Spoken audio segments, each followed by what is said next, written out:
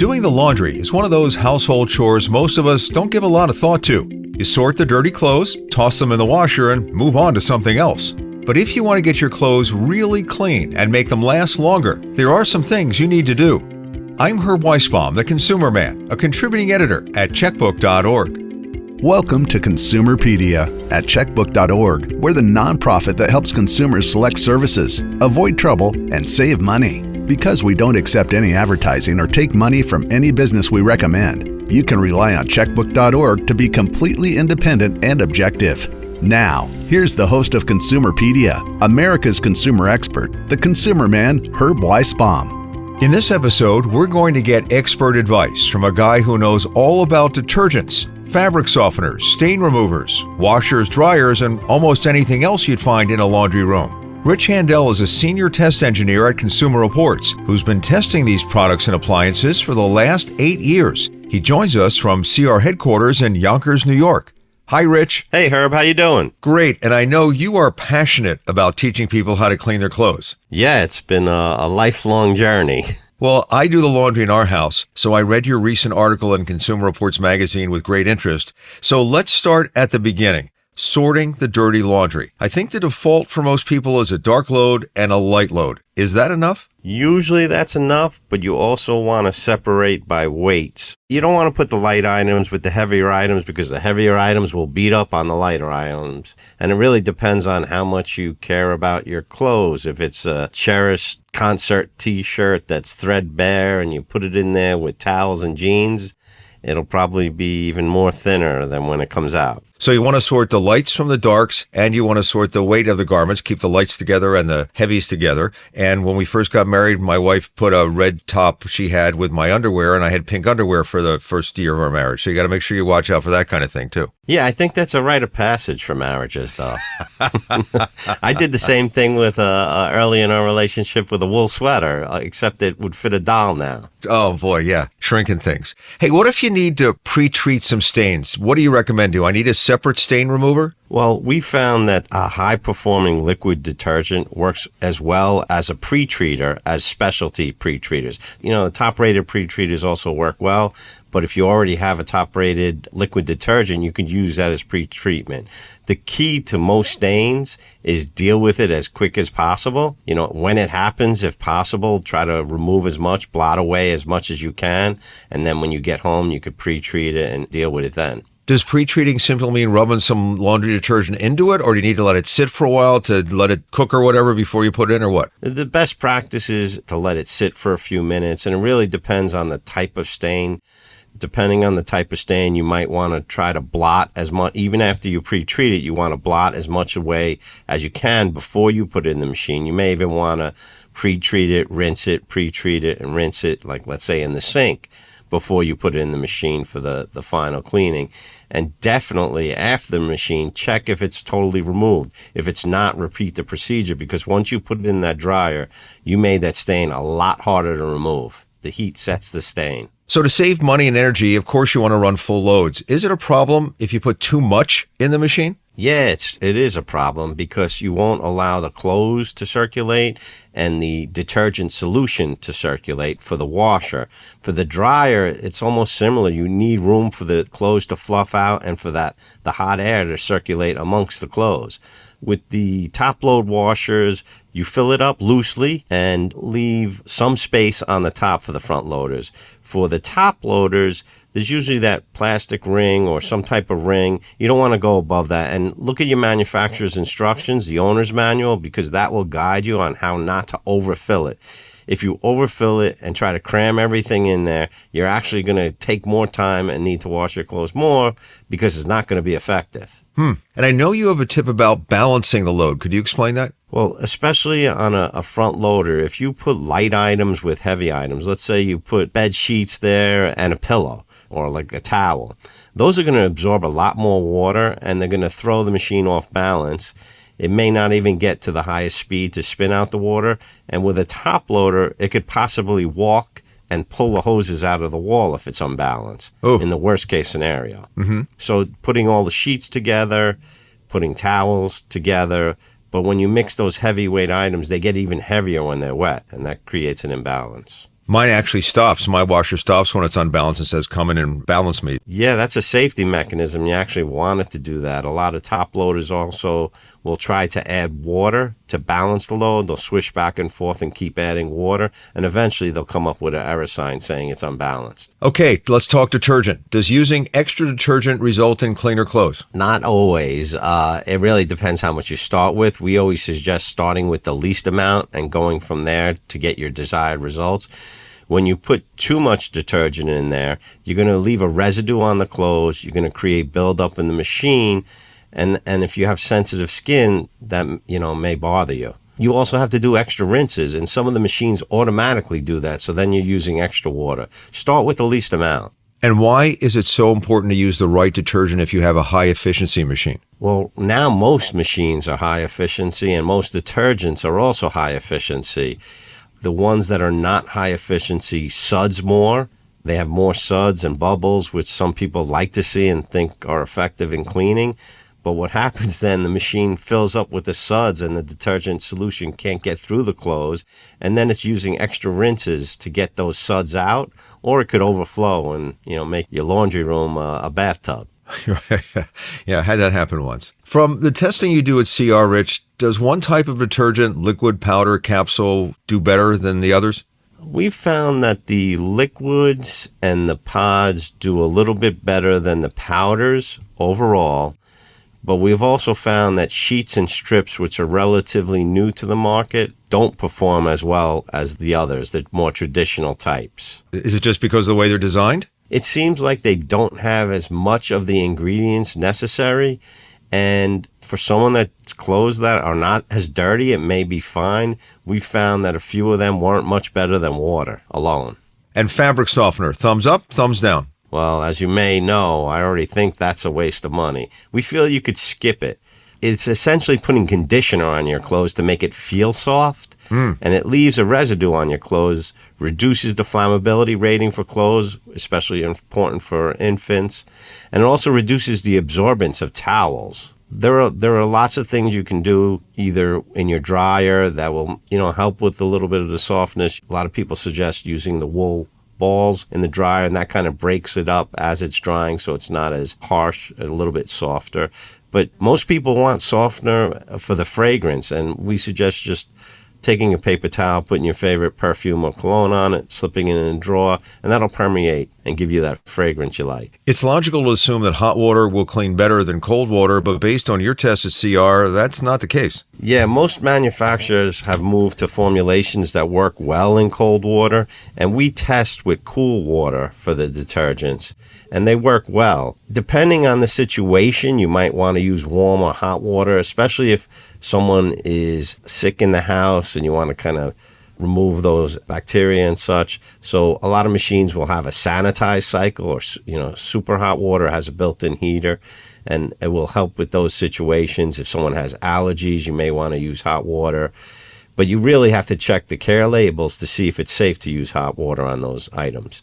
The manufacturer will have the safest settings to use to protect the item so it doesn't get damaged. You mentioned care labels a couple of times. That's the tag on your clothing that tells you the right way to clean that garment without ruining it.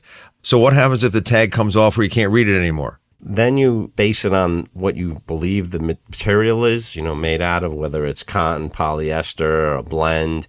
And you could look up what would be a safe way to do that. But, start with cold water, gentle cycle if you're really unsure. That would be the safest. And some items may say, maybe dry clean only. It's really hard to tell if that label came off and it was a dry clean item only. But I would say start with the gentlest cold cycle to be on the safe side. And if the tag is legible and it says maybe dry clean, that means it can be washed, correct? Yes, usually that can be washed in a delicate cold cycle, hang to dry. So the care labels are obviously there so you don't damage your clothes, and it's the safest way, and the item will last the longest. And those are the recommendations. And that would be the way if you really care about the item and you don't want to lose it or damage it. That said, you can potentially wash some things that say dry clean recommended, but the key thing is you don't put it in the dryer. You want to take it out of the wash, You want to spread it out and let it air dry because a lot of those items will get damaged in the dryer. They're more sensitive to drying. Are there things you should never throw in the washing machine? Well, there are things like sneakers, baseball hats that some people wash, and even some manufacturers say you can do that. But the glues and materials in the sneakers or baseball hat can lose their form, and also it can break down the adhesive. So I recommend against doing that. I would spot clean those items. And now it's time to dry those clean clothes. As soon as I turn on my dryer, it recommends that I add the dryer sheet, which I never do. You're not a big fan of these dryer sheets, are you? No, I think you could skip those too. They're no different than a fabric softener and a washer. They're wax-based. They're leaving a film on the clothes. A lot of people use them to reduce static. Again, you could try the wool balls to reduce static and make it a little softer. But a problem with the dryer sheets is they can also leave a residue on the moisture sensor in your dryer. Those are the two metal strips, usually on the inside near the door opening on the bottom. They are gauging the moisture in the clothes as they dry. If that has a residue on it, it won't be as accurate and may overdry your clothes. You take a cotton ball and some isopropyl alcohol and clean those moisture sensors periodically, and that should keep the performance up. Oh, good tip. Well, straight ahead, how to take care of your washer and dryer so they last longer, plus answers to subscribers' questions. I'm Herb Weisbaum, the Consumer Man, and this is Consumerpedia, powered by checkbook.org. At checkbook.org, we have the answers to your consumer questions 24/7. That's checkbook.org. We're a unique nonprofit that can help you with select local service providers, avoid trouble, and save money. Because we don't accept any advertising or take money from any business we recommend, you can rely on Checkbook to be completely independent and objective. Our advice is always free. Ratings of local services are available with a subscription. If you live in one of these 7 metro areas and haven't joined Checkbook yet, check us out. Boston, Chicago, Philadelphia, Seattle, San Francisco, Minneapolis-St. Paul, and Washington, D.C. Get your free 30-day subscription by going to checkbook.org/consumerpedia.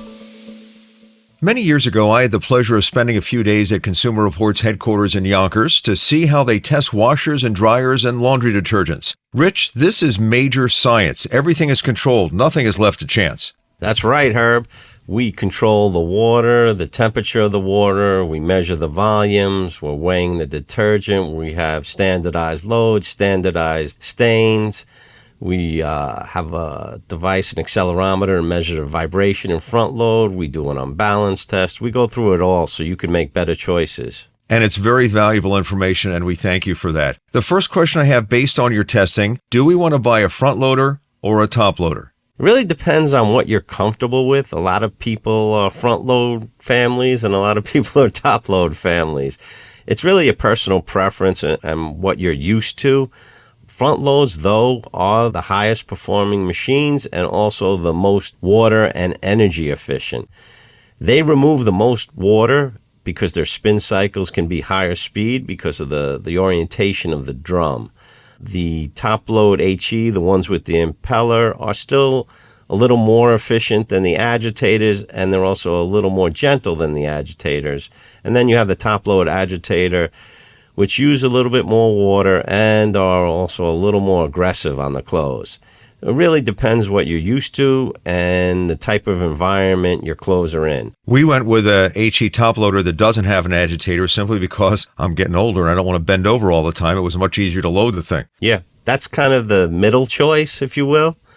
They do make pedestals for the front loaders to make it a little easier to reach in the drum, but you still do have to bend down. It's a little bit of different ergonomics. A washing machine is one of those appliances we just take for granted until it breaks and needs an expensive repair to be replaced. The goal is to do a few simple things that will make your washer last longer. You have a bunch of tips in that recent article in Consumer Reports magazine. Let's start with the first one, wipe it down. Yeah, especially those front loaders. When you're finished using it, let's say you do a couple loads a day, the last load of that day, you want to wipe down the door, wipe the gasket, the inner gasket, open the detergent tray, wipe that down. There's usually a little bit of moisture in there. Leave the door slightly ajar if there are no young children around or if it's in a locked laundry room. And open the soap dispenser also to let that dry out in between uses. If you don't do that, you will end up having that funky smell, moldy look on the gasket. So you want to do that regularly. If you just use one load, do it after each load. I try to do a few loads at a time so it's not as annoying. But after that last load, I make sure I do that and I let it dry out in between uses. And that'll keep the machine nice and clean, keep away the funky odors. I bet most people don't even know their machine has a filter until it clogs and gives off a horrible smell. And that's something I guess you got to look at your owner's manual and find out about, right? A lot of front loaders will have a filter, and it's really to protect the circulating motor so it doesn't take in any large objects. A kid leaves some change in their pockets or maybe a barrette, anything that shouldn't be there. And that's to catch it before it hits the motor and the vein that circulates the water. And that's usually in the front of the machine. There's usually a little door, twist out hose to drain, and then you twist out the filter. It's relatively easy to clean. The owner's manual will have how often you should do it. Obviously, if you see your machine not draining, that is likely the problem. Or if you have that funky smell, that could be because you have a clogged filter. Could be, yeah. It's not draining properly, so it's keeping the moisture on the inner drum, which you can't see. My machine asks me to run a cleaning cycle every so many loads. What does that do? That's usually at the highest heat. A lot of manufacturers suggest using a commercial product along with that, or adding bleach. You do that without any items in the washer machine, and that will clean out the parts you can't see and wipe down. You should do that periodically to wash away and also knock down any things that are growing where you can't reach and wipe down. Do you believe that doing it yourself with bleach is just effective as a cleaning product? It can be. I've found that in my personal use, that's what I do. And does it have to be the right kind of bleach, like the disinfecting bleach, not the bleach that whitens your clothes? Because there's different kinds of bleach now. Well, yeah, it's a chlorinated bleach. The oxy bleach is not strong enough to clean the machine. That's more for cleaning stains than cleaning the machines. So in that case, yeah, you want to use a chlorine bleach at the highest heat if you don't have a cleaning cycle or select the cleaning cycle. So is there anything I need to do for the dryer other than empty the lint filter and remove the built-up lint in the hose that runs outside the house to prevent a fire every year? Yeah, you might want to do that a little more often than yearly. Yearly is like the minimum to clean the duct and check for blockages, and also look outside where it's exhausting and make sure there's nothing there blocking it. You want to clean the lint filter as you suggested, but also, as I mentioned earlier, the moisture sensor. Periodically, you want to clean that with a cotton ball and some isopropyl alcohol, wipe it down, make sure there's no residue. Even if you don't use dryer sheets, some residue can build up on that, and it'll reduce the accuracy of the moisture sensor. So you, our listeners, have some laundry day questions, and Rich has the answers, and we'll tackle those next. I'm Herb Weisbaum, the Consumer Man. This is Consumerpedia, powered by checkbook.org. Consumerpedia Fast Facts. According to Philips Electronics, the average American family does 8 to 10 loads of laundry per week. At Walt Disney World, they wash about 300,000 garments a day. To equal that, you'd have to do 1 load of laundry a day for the next 44 years. The first washing machine was invented in 1782, with the electric one appearing in 1908. Laundry detergent was invented because of a soap shortage during World War II. And get this, 70% of the dirt on your clothes is invisible, which is why it's important to wash them, even if your garments don't look dirty.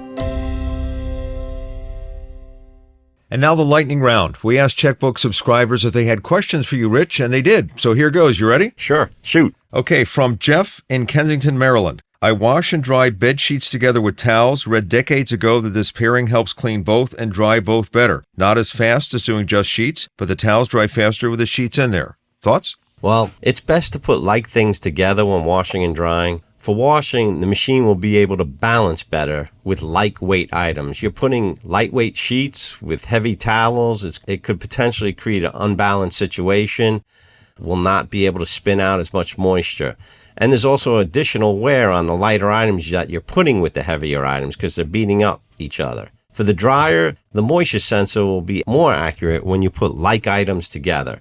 And depending on the type of sheets, they're likely to dry quicker than the towels. What'll happen is the sheets will get over dry. And by the way, you're a big believer in using the sensor as opposed to just setting it to an hour or something, right? Yeah, because, the sensor is going to be most accurate. It's measuring the moisture in the clothes, testing the resistance by using the moisture in the clothes. And that generally on a good machine that, does well in our testing is most effective. Sandy in Oakton, Virginia wants to know, how do I get ink out of my nice polyester beige summer pants? Well, it really depends on the type of ink and the type of pants you're talking. I would need to know more. You can look it up, look at the type of material and the best way forward for that. Or go shopping and buy a new pair of pants, I guess, right? That's another way to handle it. Or dye them so you don't see it. Oh, right. That's good. Yeah, go into a tie-dye or something. Right, absolutely. Rich, several people asked about laundry sheets. You mentioned it before, but you do not believe they clean as well as other laundry products. Yeah, we found that laundry sheets and strips don't perform as well as traditional forms of detergents. For liquids, they're creating even more highly concentrated versions, resulting in less water and reduced packaging. You could also try powders. They usually come in a cardboard box if you're concerned about plastics in the environment. And we have Lone in Bloomington, Minnesota. How do I keep my hand and bath towels soft? Well, you could try throwing the wool balls in the dryer with the towels when you dry them. We've heard some anecdotal success with that. So people aren't familiar. What are wool balls? You just buy them at the store and they're balls made out of wool? Correct. And the idea here is, a lot of times to fluff up a blanket or a jacket, they suggest throwing in tennis balls. If you recall, when you put a towel, let's say you hang dry a towel and air dry, it gets very stiff because it's not moving around while it's drying. By putting the wool balls in there, or tennis balls, depending on the item, it's kind of like moving it around so it doesn't dry as stiff and it will be a little softer. Oh, great tip. Okay. Deborah in Alexandria, Virginia writes, would you recommend using the wool wash cycle on the washer? Will it shrink the garment? Again, you need to refer to the care label. It's very hard to say that without knowing more. Betty in Bothell, Washington wants to know, are the stated number of loads on both liquid and powdered laundry soap accurate when using the measuring cup or scoop? Seems like I always get less no matter how careful I am. The number of loads stated is usually based on a medium load and the lowest amount of detergent in the measuring cup, like that line 1 or 2. If you're using more than that for your laundry loads, you will get fewer uses. And is your suggestion, based on what you said earlier, start with line 1, use the least amount and see if it's working for you? Yeah, it's start with line 1 or about 1.5 ounces, a shot glass, 3 tablespoons, depending on whatever you're using to measure. Regina wants to know, how do I get dried blood out of colored sheets? When it happens, if possible, blot as much as you can to remove the liquid. Then treat it with a high-performing liquid detergent and cold water and rinse it out. Repeat that if the stain remains, and then you could throw it in the machine. After washing, check that the item has the stain totally gone before you put it in the dryer because the heat will set the stain. Lorelei in Ravensdale, Washington asks, I can choose a deep fill cycle on some of my wash selections. Is more water better? Not necessarily. When you use more water, it dilutes the detergent, making the chemical action of the detergent less effective. More water is usually helpful when you're dealing with particulates like dirt or vomit. More water helps remove those solids. So it really depends on the situation. Georgine in Allen, Washington wants to know, what do you use to pre-treat clothes with grease from working on tractors? So again, we found that the high-performing liquid detergents also work as well as a pre-treatment, a specialty pre-treatment product. Stubborn grease stains may need a bit more attention to remove. You may want to hand wash, focusing just on the stains before washing in the machine. And she also wanted to know if using shout or spray and wash puts holes in the clothes or takes the paint off of my washing machine. I don't think so, unless someone exchanged the spray and wash for something stronger. Products that are made for residential use shouldn't put holes in your clothes unless you're scrubbing them with something like a wire brush. I have a question from my wife. She would like to know, Rich, some garments like jeans and other pants say to turn them inside out before washing. Why do they tell you to do that? They usually tell you to do that to protect the finish of the jeans. Either it's darker jeans or maybe they have somewhat of a glossy or a textured look.